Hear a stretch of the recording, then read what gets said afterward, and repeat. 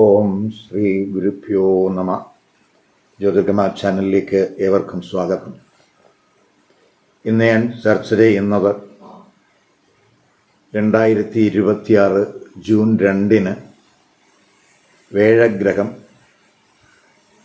കർക്കിടക രാശിയിലേക്ക്, അതായത് വേഴത്തിൻ്റെ ഉച്ചരാശിയിലേക്ക് രാശി മാറുന്നത് മേടക്കൂറുകാർക്കും മേടലഗ്നക്കാർക്കും എന്ത് ഇമ്പാക്റ്റ് ഉണ്ടാക്കും എന്നുള്ളതിനെ പറ്റിയാണ്.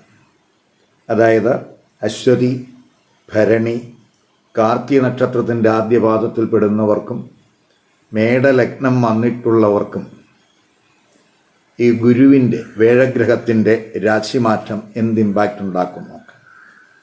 ഇപ്പം നമുക്കറിയാം, നവഗ്രഹങ്ങളിൽ ഏറ്റവും ശുഭത്വമുള്ള ഗ്രഹമാണ് വേഴഗ്രഹം. ആ വേഴഗ്രഹം കാലപുരുഷൻ്റെ 4-ാം ഭാവരാശിയിലേക്കാണ് രാശി മാറുന്നത്. അതായത് ഈശ്വരൻ കുടുംബത്തിൽ പ്രവേശിക്കുന്ന ഒരു പ്രതീതിയാണ് ആ ഗുരുഗ്രഹം 4-ാം ഭാവരാശിയിൽ, കാലപുരുഷൻ്റെ 4-ാം ഭാവരാശിയിൽ വരിക വഴി ഉണ്ടാവുന്നത്. പൊതുവെ ഭാഗ്യാനുഭവങ്ങൾ, ഈശ്വര കടാക്ഷം, നല്ല പ്രവർത്തനങ്ങൾ, സദ്ബുദ്ധി, സാത്വിക ചിന്ത, പഠന മികവ്, അതുപോലെ കർമ്മനേട്ടങ്ങൾ, കുടുംബസുഖം, കുടുംബ സംരക്ഷണം, സാമ്പത്തികമായിട്ടുള്ള നേട്ടങ്ങൾ, ഇവയൊക്കെ പൊതുവെ ഈ കാലപുരുഷൻ്റെ 4-ാം ഭാവരാശിയിലേക്ക് ഗുരു പ്രവേശിക്കുക വഴി അനുഭവപ്പെടാൻ സാധ്യതയുണ്ട്. ഇപ്പം മേടക്കൂറുകാരെ സംബന്ധിച്ചിടത്തോളം അവർക്ക് ഈ ഗുരു എന്ന് പറയുന്നത്, വേഴഗ്രഹം എന്ന് പറയുന്നത് 9-ാം ഭാവാധിപനുമാണ്, 12-ാം ഭാവാധിപനുമാണ്. ആ 9ഉം 12ഉം ഭാവാധിപനായിട്ടുള്ള വേഴഗ്രഹം ജൂൺ 2 അവരുടെ 4-ാം ഭാവരാശിയിലേക്ക്, കർക്കിടക രാശിയിലേക്ക് രാശി മാറുന്നു. ഈ 4-ാം ഭാവരാശി എന്ന് പറയുന്നത് വേഴഗ്രഹത്തിൻ്റെ ഉച്ചരാശിയാണ് എന്നുള്ളതാണ് പ്രത്യേകത. ഒക്ടോബർ 31 വരെ ആ വേഴഗ്രഹം 4-ാം ഭാവരാശിയിൽ സുഖസ്ഥാനത്ത് ഉച്ചരാശിയിൽ ഉണ്ടാവും. അപ്പോൾ പ്രത്യേകിച്ച് കുടുംബസ്ഥാനത്തേക്ക്, ഫാമിലി റിലേറ്റഡ് ആയിട്ടുള്ള കാര്യങ്ങളുടെ ആ സ്ഥാനത്തേക്കാണ് വേഴഗ്രഹം രാശി മാറുന്നത്. ഭാഗ്യഭാവാധിപനായിട്ടുള്ള ഗുരു ഉച്ചസ്ഥിതിയിലാകുമ്പോൾ പ്രത്യേകിച്ച് കുടുംബത്തിൽ സന്തോഷാനുഭവങ്ങൾ ഉണ്ടാകും, കുടുംബത്തിൽ സമാധാനം, ഭാഗ്യാനുഭവങ്ങൾ കുടുംബത്തിൽ ഉണ്ടാകാൻ സാധ്യതയുണ്ട്. പ്രത്യേകിച്ച് ഗുരു എന്ന് പറയുമ്പോൾ ഒരു എക്സ്പാൻഷൻ്റെ ഗ്രഹമാണ്. അപ്പോൾ 4ലേക്ക് ആ ഗുരു പ്രവേശിക്കുമ്പോൾ, ഇപ്പോൾ വീട് പുതുക്കാൻ ആഗ്രഹിക്കുന്നവർക്ക് അതിനനുകൂല സമയമായിരിക്കും. പുതിയ ഭവനം നിർമ്മിക്കാൻ ആഗ്രഹിക്കുന്നവർക്ക് അതിനനുകൂല സമയമായിരിക്കും. വാഹനങ്ങൾ വാങ്ങുന്നതിനും അനുകൂല സമയമായിട്ട് കാണുന്നുണ്ട്. ഇപ്പോൾ വീട് മാറാനൊക്കെ ആഗ്രഹിക്കുന്നവർക്ക് ഈ 4ലേക്കുള്ള, പ്രത്യേകിച്ച് ഉച്ചരാശിയിലേക്ക് ആ വേഴത്തിൻ്റെ രാശിമാറ്റം അതിന് വഴിതെളിക്കും എന്ന് പറയാം. അതുപോലെ തന്നെ റിയൽ എസ്റ്റേറ്റ് ബിസിനസ്സുകാർക്ക് ഭാഗ്യനേട്ടങ്ങൾ പ്രതീക്ഷിക്കാവുന്ന സമയമാണ്. ഫാമിലിയിൽ എന്തെങ്കിലുമൊക്കെ പ്രയാസങ്ങളോ പ്രശ്നങ്ങളോ നിലവിലുണ്ടെങ്കിൽ അത്തരം പ്രയാസങ്ങളും പ്രശ്നങ്ങളൊക്കെ പരിഹരിക്കാൻ കഴിയും. മാതാവിന് ഭാഗ്യാനുഭവങ്ങൾ ഉണ്ടാകും. കുടുംബത്തിൽ മംഗളകർമ്മങ്ങൾക്ക് സാധ്യതയുണ്ട്. പ്രത്യേകിച്ച് ഗുരു 9-ാം ഭാവാധിപനാണ്. ആ 9-ാം ഭാവാധിപനായിട്ടുള്ള ഗുരു ആ ഭാവത്തിൻ്റെ അഷ്ടമത്തിലേക്കാണ്. 4-ാം ഭാവം എന്ന് പറയുമ്പോൾ 9-ാം ഭാവത്തിൻ്റെ അഷ്ടമസ്ഥാനം എന്ന് പറയാം.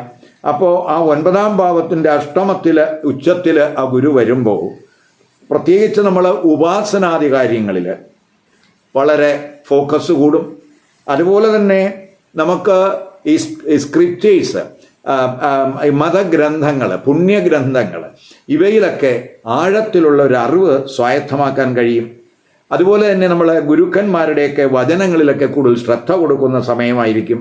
നമുക്ക് കൂടുതൽ അപഗ്രഥന ശേഷി, ഒരു കാര്യത്തെപ്പറ്റി കൂടുതൽ ചിന്തിക്കാനുള്ള, അതിനെപ്പറ്റി കൂടുതൽ അറിവ് കൈവരിക്കാനുള്ള ഒരു സമയമായിട്ട് നമുക്ക് കാണാം.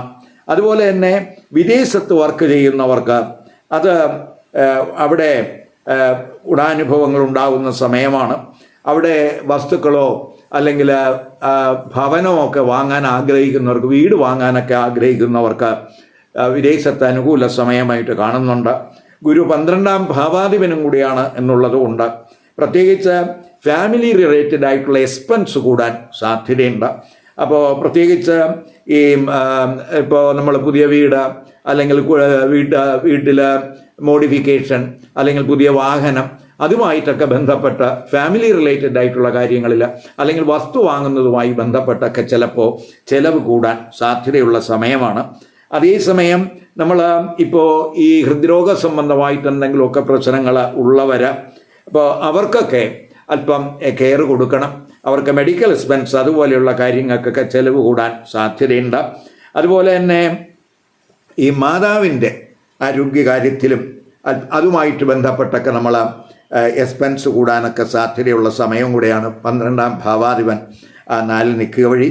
അതുപോലെ തന്നെ വിദേശത്തൊക്കെ ഉള്ള വർക്കൊക്കെ വീട്ടിലിരുന്നൊക്കെ ചെയ്യുന്നവരെ സംബന്ധിച്ചിടത്തോളം അവർക്ക് ഗുണാനുഭവം ഉണ്ടാകുന്ന സമയമാണ്. പൊതുവേ നമുക്ക് ഈ ഫോറിൻ സെറ്റിൽമെൻറ്റിന് അനുകൂലമായിട്ടുള്ളൊരു സമയമായിട്ട് കാണുന്നുണ്ട്. അതുപോലെ അതുമായിട്ട് പ്രത്യേകിച്ച് നമുക്ക് ഈ കുറേ ഗുണാനുഭവങ്ങൾ വിദേശ ബന്ധവുമായിട്ട് ഉണ്ടാകാൻ സാധ്യതയുണ്ട്. അപ്പം വേഴത്തിൻ്റെ രാശിമാറ്റത്തെ പോലെ തന്നെ വളരെ പ്രധാനപ്പെട്ടതാണ് വേഴത്തിൻ്റെ ദൃഷ്ടി എന്ന് പറയുന്നത്. ഇപ്പം വേഴം ഈ 4ലേക്ക് രാശി മാറുന്നു എങ്കിലും അവിടെ നിന്ന് ആ വേഴഗ്രഹം അവരുടെ ചില സ്ഥാനങ്ങളിൽ ആ വേഴത്തിൻ്റെ ദൃഷ്ടിയുണ്ട്. ആദ്യത്തെ ദൃഷ്ടി എന്ന് പറയുമ്പോൾ പ്രത്യേകിച്ച് 5ലേക്ക്, പ്രത്യേകിച്ച് ആ വേഴഗ്രഹം നിൽക്കുന്ന രാശിയുടെ 5ാം ഭാവം, അതായത് അഷ്ടമ രാശിയിലേക്ക് വേഴം ദൃഷ്ടി ചെയ്യുന്നു. അത് പ്രത്യേകിച്ച് പല തലങ്ങളിൽ ഉള്ള ഒരു പരിവർത്തനത്തിൻ്റെ സമയമെന്ന് പറയാം. കാരണം അഷ്ടമ രാശിയിലേക്കൊക്കെ വേഴത്തിൻ്റെ ദൃഷ്ടി വരുന്നു. അപ്പോൾ ഏത് കാര്യത്തിലും നമുക്കുണ്ടാകുന്ന ഭയം, ഭീതി അവയൊക്കെ മാറുന്നതിന് അത് സഹായകമാകും. പ്രത്യേകിച്ച് ക്രിയേറ്റീവ് തലത്തിലൊക്കെ പ്രവർത്തിക്കുന്നവർക്ക് ഗുണാനുഭവം ഉണ്ടാകും. പഠനത്തിൽ അതുപോലെ ഗവേഷണത്തിലൊക്കെ ഏർപ്പെടുന്നവരെ സംബന്ധിച്ചിടത്തോളം അനുകൂല സമയമായിട്ട് കാണുന്നുണ്ട്.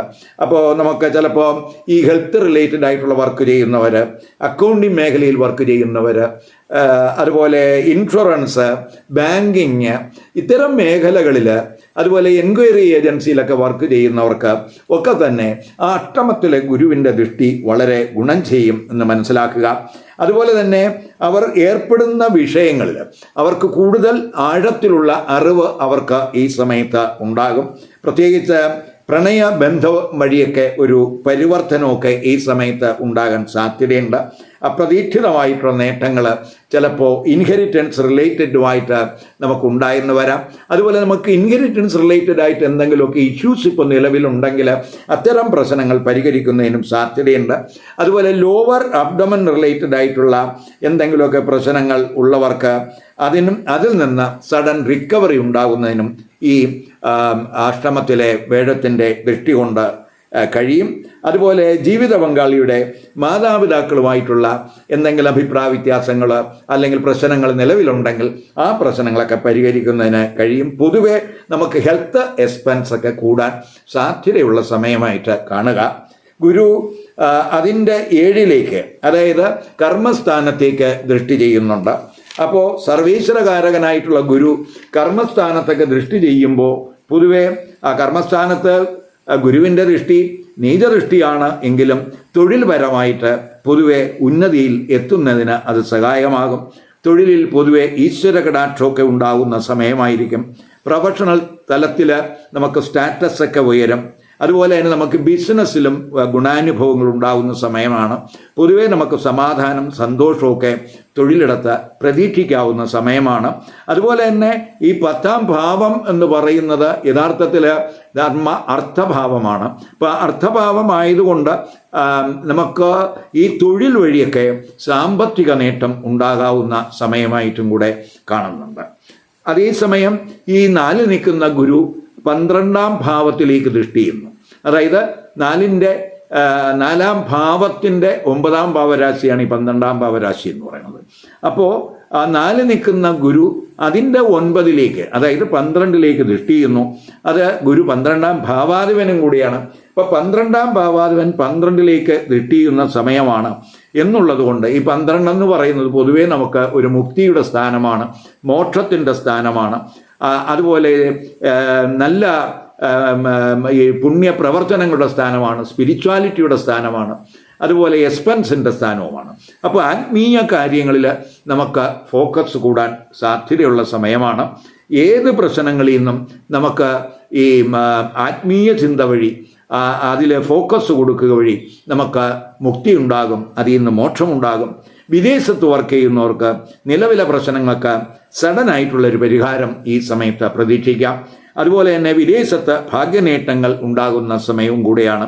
നമുക്ക് വിദേശത്ത് പഠനമായാലും അല്ലെങ്കിൽ തൊഴിൽ അല്ലെങ്കിൽ വിദേശത്ത് നമുക്ക് പാർപ്പിടം അല്ലെങ്കിൽ വസ്തു ഇവയൊക്കെ വാങ്ങാൻ ആഗ്രഹിക്കുന്നവർക്ക് ആ 12ാം ഭാവാധിപനായിട്ടുള്ള ഗുരു 12 ദൃഷ്ടി ചെയ്യുന്നു. അത് 4 നിന്ന് അതിൻ്റെ ഭാഗ്യസ്ഥാനത്തേക്ക് ദൃഷ്ടി ചെയ്യുമ്പോൾ സ്വാഭാവികമായിട്ടും വിദേശ ബന്ധം വഴിയുള്ള പല നേട്ടങ്ങളും ഈ സമയത്ത് പ്രതീക്ഷിക്കാവുന്നതാണ്.